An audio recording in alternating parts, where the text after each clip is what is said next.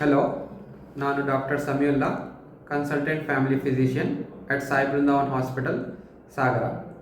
ಇವತ್ತು ನಾವು ಡಿಸ್ಕಸ್ ಮಾಡಿದ ಟಾಪಿಕ್ ಏನಂದರೆ, ಉಸಿರಾಟ ಸಮಸ್ಯೆಗಳು ಚಳಿಗಾಲದಲ್ಲಿ ಹೆಚ್ಚಾಗಿರ್ತದೆ ಯಾಕೆ?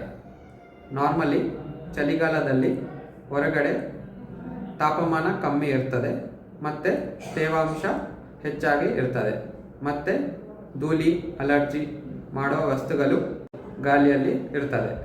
ಅದರಿಂದ COPD, ಅಸ್ತಮಾ, ದಮ್ಮು, ಅಲರ್ಜಿ ಇರುವ ವ್ಯಕ್ತಿಗಳ ಮೇಲೆ ಇದು ಹೆಚ್ಚಿನ ಪರಿಣಾಮವನ್ನು ಬೀರುತ್ತದೆ. ಸಾಮಾನ್ಯವಾಗಿ ಹೊರಗಿನ ತಂಪಾದ ಗಾಳಿ ನಾರ್ಮಲಿ 25 to 30 ಡಿಗ್ರಿ ಸೆಂಟಿಗ್ರೇಡ್ ಇರ್ತದೆ.